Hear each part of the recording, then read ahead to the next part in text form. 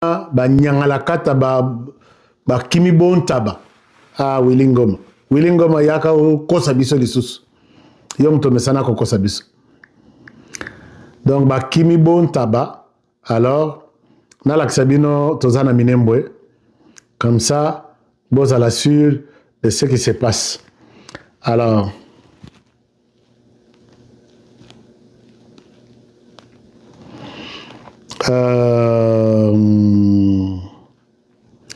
donc, les terroristes, nini. Bon, Nalak Sabino, awa, je vais vous donner un peu de. Regardez, suivez maintenant. Ici, nous sommes à Minembwe. Minembwe Centre. Ici. Major Mwambayo, Nakapine Ringo, Bagdad. Wana Batunabiso, nous sommes à Minembwe Centre. Achope Azawa, Mouri, Bakos Bajalewa, nous sommes à Minembwe Centre. Minembwe Centre en haut. Ouais. Les gens m'ont appelé. Ça, c'est Minembwe Centre.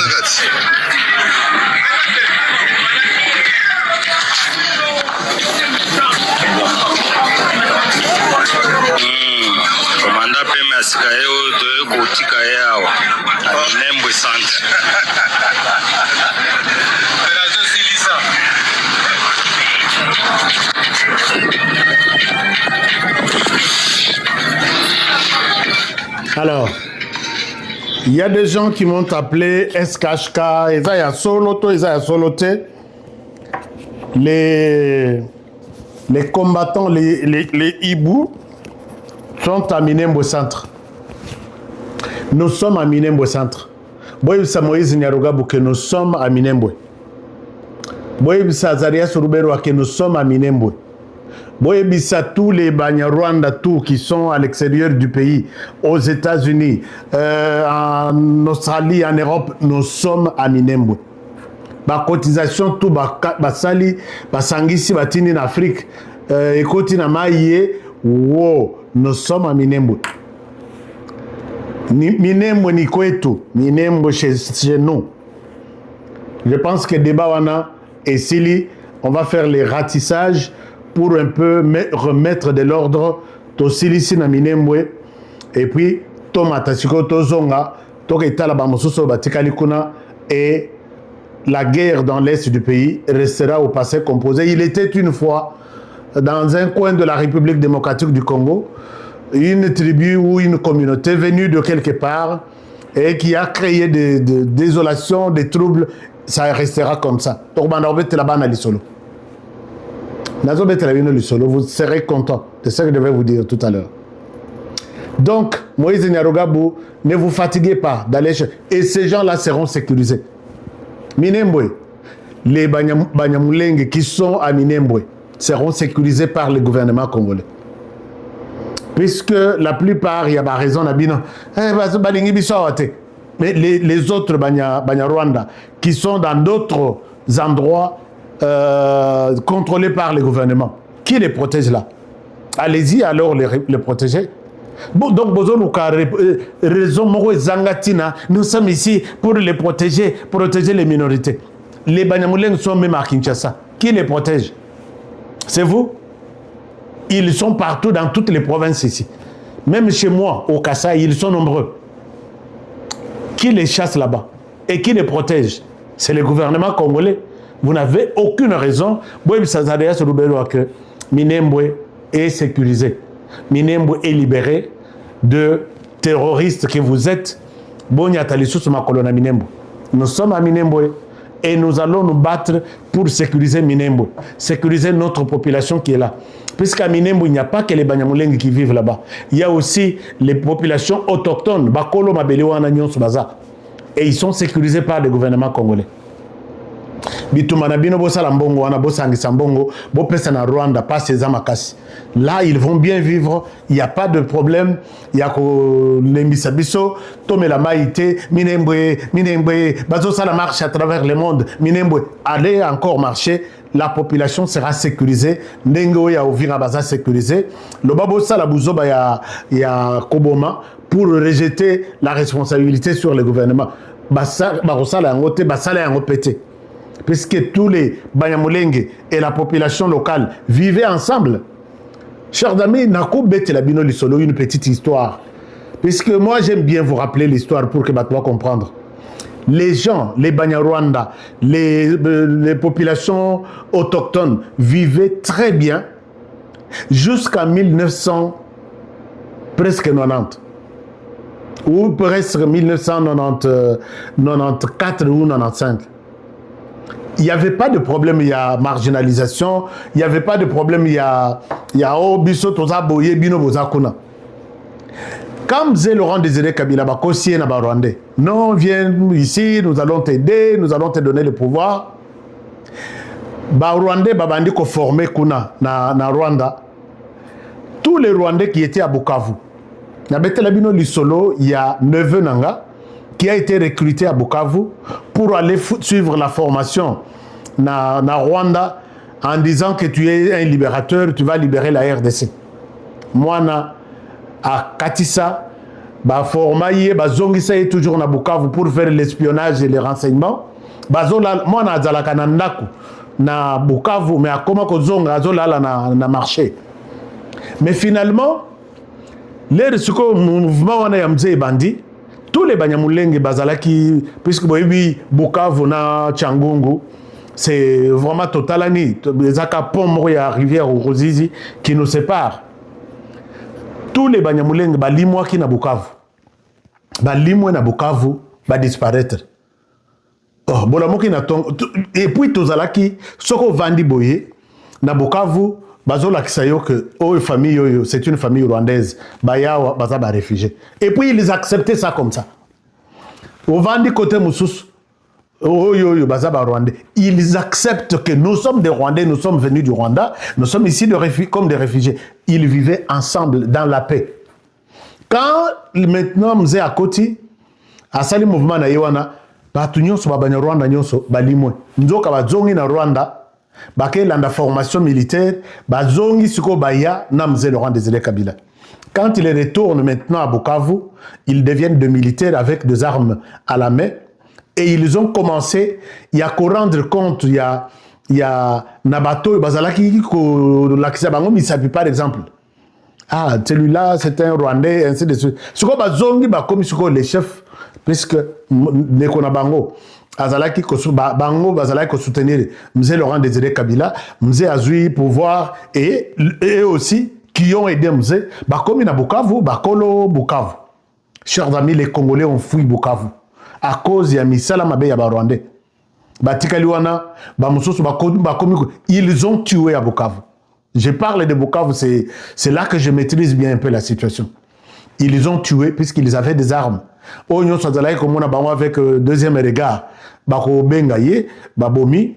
Et puis bamususo bakimi, bazalaki na bandako ya mike, lokole ya ba réfugiés. Bakomi ko zandako ya minene ya batu. Il y a des gens qui ont fait de pied à partir de Bukavu jusqu'à Kisangani, 3 semaines, 4 semaines dans elle. Et les autres qui sont restés, pour les Banyarwanda, il faut qu'on leur tienne les discours d'amour. Pendant qu'ils sont revenus en roi, ils commencent à tuer tout le monde et ils chassent les autres Bolongwa. Sauf que Bolongwa était Torobomayo, parce que c'est nous qui sommes au pouvoir, Bangoto Bakomba militaire, ils commencent à faire la loi. C'est comme ça que Congolais Moussous, Boyaki, Kondima, façon ya revendre les Ndengo Anate, Balobi, comme ça, Tobomana, Biso Nabino, Tozawa. Et il y a eu question, il y a Maï, Tomboki, et il faisait ça dans tous les périphériques, zones périphériques, il y a Bukavu. Donc, Bah, ton ville, bah, ebi, ce qui se passe de l'autre côté, bah, moussous, bah, lobi, tokokende, konate, bah, tika, lana, bah, périphérie, na bango, nous, on reste dans la ville. Les autres qui ont peur fuient Bukavu pour aller se réfugier au Nord Kivu, au Kisangani. D'autres, bah, kendati na Kinshasa. Bah, na Bukavu, bah, na RDC, chassés par les Rwandais qui sont venus avec comme ça. Ils étaient bien. Qui les sécurisait à cette époque-là? Nesoko Bomona, Maïmaï Babimi, mouvement d'autodéfense et Bimi de gauche à droite, c'était pour mettre fin à comportement ya Rwandais. James Kabare Baye Kozwa, la commission chef d'état-major général, et tous les Rwandais au pays étaient devenus des chefs d'état-major généraux. Ou chefs d'état-major, disons, chefs d'état-major généraux. Comme ça, la loi, ils ne vous disent pas la vérité, chers amis. Alors, ça, c'était une parenthèse. C'est comme ça que Batouana, ils ont commencé à chercher. Ah, Bateau Salaboy, puisqu'à l'époque, ils les ont tués. Si tu fais ça, notre frère est vice-président dans ce pays. Au Saliboye, ça, tu ne nous feras absolument rien. Alors, chers amis, je pense que c'est ça. Mais, à niveau, il y a Sud, il y a Nord Kivu. Bitumba tozana notozo wele la sikoyo Urubaya et sika motema ya Union européenne derrière Emmanuel Macron et Zali. Donc tozo wele la ngona noto to récupérer en côté, mais nous sommes déterminés que le kola tozu Urubaya tozu minembwe tozo Urubaya et puis Bitumba yo la na RDC. Alors biloko wana. Je disais tout à l'heure que Nani Urubaya, Bataliango n'a français, puisque nous avons des preuves. Vous avez suivi Emmanuel Macron, na Kenya, il dit il ne faut pas s'acharner sur les Rwandais. Et quand plus vous donnez des sanctions au Rwanda, plus vous le rendez méchant. Et vous ne serez pas en mesure de gérer cette situation. C'est ça le discours que tu tiens pour Emmanuel Macron. Les Rwandais ne peuvent pas se plier aux décisions ou à des sanctions de Donald Trump, puisqu'il prend ça de manière précipitée, sans connaître les fonds du problème, ainsi de suite. Chers amis, Lelo les 16, Bazana Genève, et c'est comme ça la G7 na Bango. Emmanuel Macron se précipite, moi, vraiment. Jean-Claude Moubera qui a raison. Il se précipite, il appelle Trump pour lui dire que après conférence Nabiso, je t'invite à Paris pour... c'est à Paris ou... oui, ça doit être en France, pour un dîner. Et autour de ce dîner, nous allons parler de deux problèmes. Nous parlerons de la situation... Il y a un Liban. Nous parlerons de la situation Iran, États-Unis, bien sûr. Et puis nous parlons de la question de minerais stratégiques. Il n'évoque pas la question de la guerre oubliée ici. Il n'évoque pas la question de la souffrance des Congolais. Il dit, nous allons parler de la situation de minerais stratégiques. Et vous avez tout de suite compris qu'il veut parler de la situation de la RDC. Mais à Lingite, de manière concrète, à Lingi, nous avons dit, ok, souci naïe eza, ayebisa Donald Trump que, s'il te plaît, laisse tomber les sanctions contre le Rwanda. Et les Rwandais a compris que Emmanuel Macron, Moussala naïe eza Koloba, il ne les soutient pas financièrement. Donc, puisque Bazalaka, Kanamonoko. Alors, moi, je vous demande de vous mettre debout. Les Congolais, nous qui sommes en France, montrez vraiment que Donald Trump, Yoana, Babengisio na tata wana, sokaza tata, sokaza mama. Maintenez les sanctions contre les Rwandais. Tu as bien compris, tes experts ont beaucoup travaillé sur ça. Comprends que les Rwandais font du mal chaque jour et les efforts Oyo Sali à travers le monde et vous avez une honte. Ne suis pas ces messieurs, c'est un flatteur, c'est un hypocrite. Les Congolais, vous pouvez faire quelque chose comme ça, puisque quand il y a Trump dans l'Europe, et je vais vous donner demain l'heure à laquelle il est prévu, en France.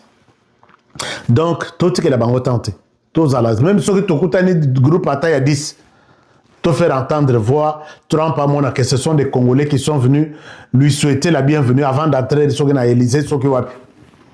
Il va sûrement poser la question, c'est qui là? Ce sont des Congolais. Félicitations Congolais. Bon, combien attend en anglais? Félicitations Donald Trump.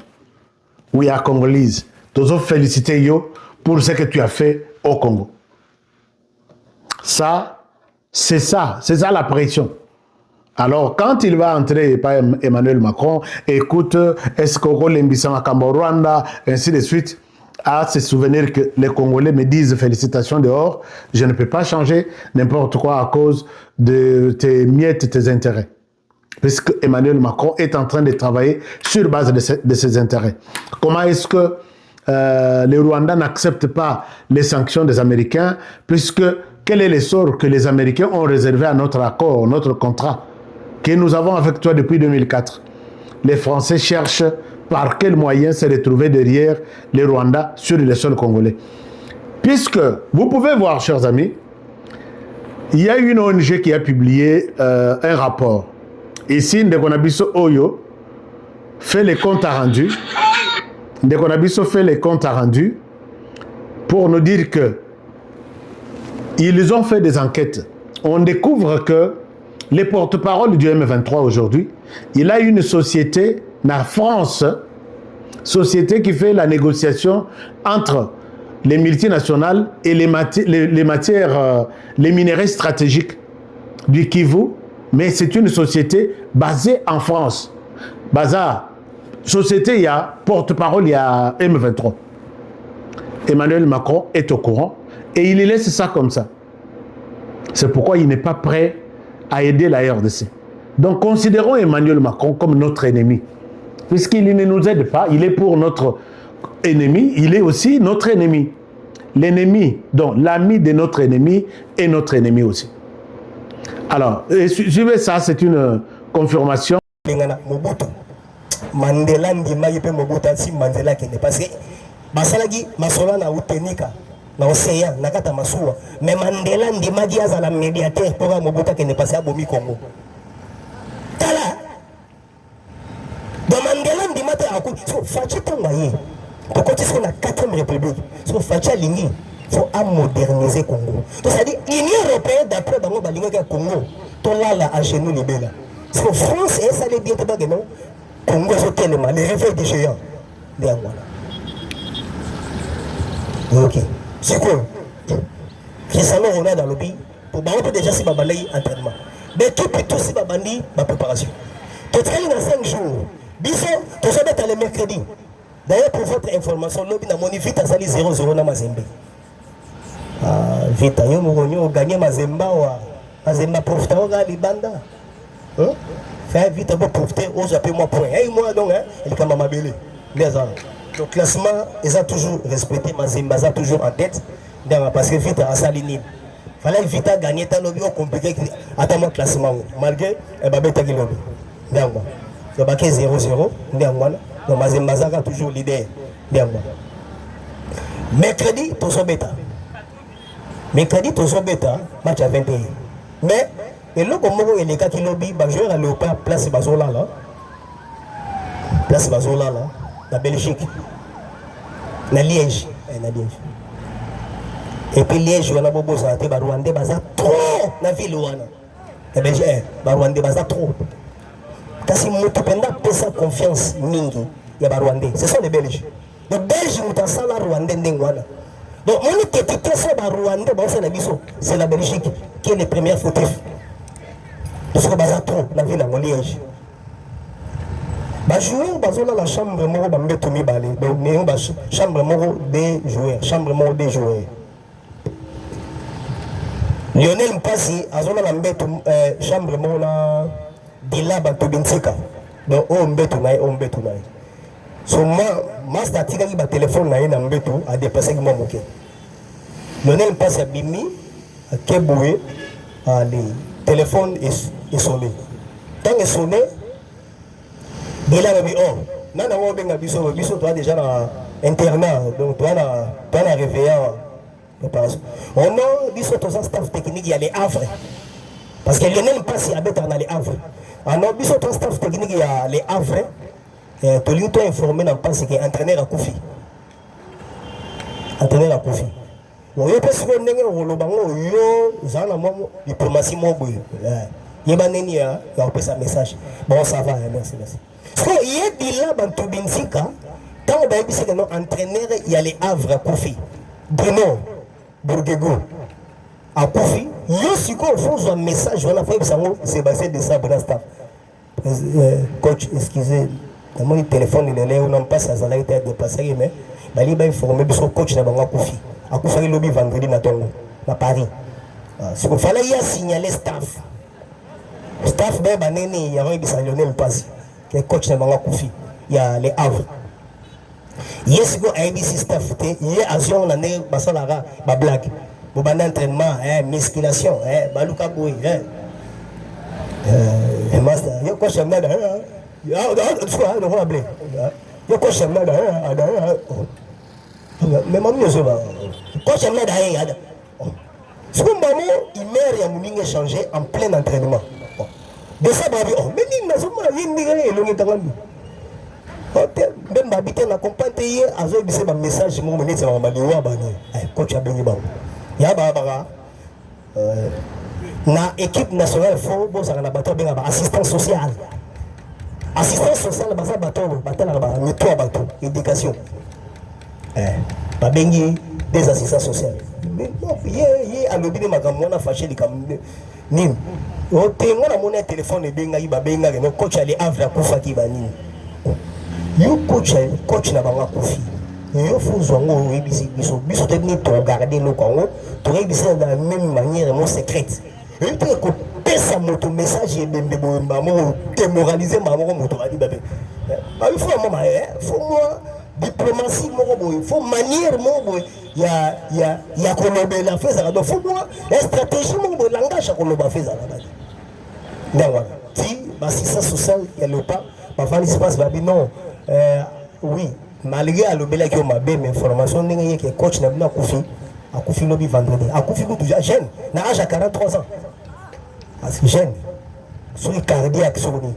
Donc les Havre font, baluka coach mususu, donc coach a ballonné ne passe à Koufi lobby. Ndiangwana. Coach a les Havre, Ndiangwana. Donc voilà des messages et comme les moninga joueur n'a pas sur RDC, Ndiangwana. Mais calme la même situation et les gars n'ont donc apaisement et contacté l'ambiance est ça toujours mais quand un joueur mon maïté il y a zo bandalendi comme ya brillant c'est penga d'amoi à part ça donc toujours ba joueur on basa cher makasi basa pena cher bazo PC donc bon na zigo que non sélection au RDC a bengisi boyo ka ba joueur na ba valeur na ba ndenge basa ko PC non à Sadiki ninga zaona na Belgique Azote à peu près, il y a ma valeur, il y a 44 millions, donc 44,43 millions d'euros. Bah ça cher, hein, bah je vais en le pas. Il y a un ça. Il y a 34 millions, 83 millions d'euros. À peu près. Donc, nous allons s'entraîner à RDC, c'est ce qu'on a valeur, c'est estimé. Ah, bah, grand joueur. Mokao. Alors, il y a 17 millions 83, donc 17,83 millions d'euros de dollars américains. Simon Banza, en Arabie Saoudite, à la valeur, il y a 12,77 millions d'euros. Donc, les joueurs ont pesé. Pour moi, RDS, à la joueur, il y a Mouketi. Mathieu Polo, il y a un standard de Liège, il y a un vélo, Mathieu Polo valeur est dans Minito. Ils ont 5,8 millions d'euros. Mathieu Polo, gardez. Aussi, Axel Tonzebe, valeur est ils ont 5 millions, 5,8 millions d'euros. Parce que bon, Bakiti. Théo Bongonda, il valeur est ils ont 4,64 millions d'euros. Comment on a dit, il y a l'art bazawan, le bazar cher. La monnaie sont allés carré batambula na poto. Ah papa. Ma Lamborghini. surtout Chancel Mbakaro atambola na ona marokimo.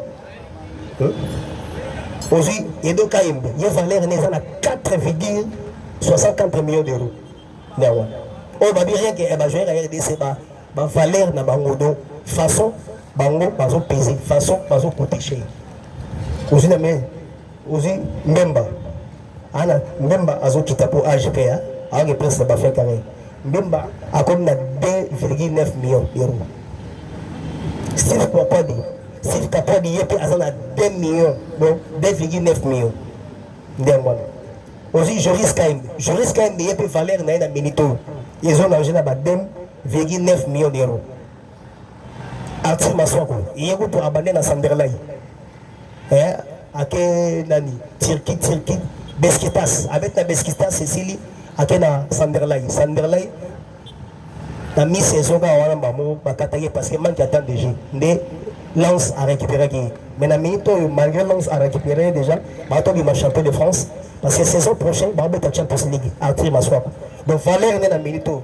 Et ils ont estimé à 2,9 millions. Donc 2,9 millions d'euros.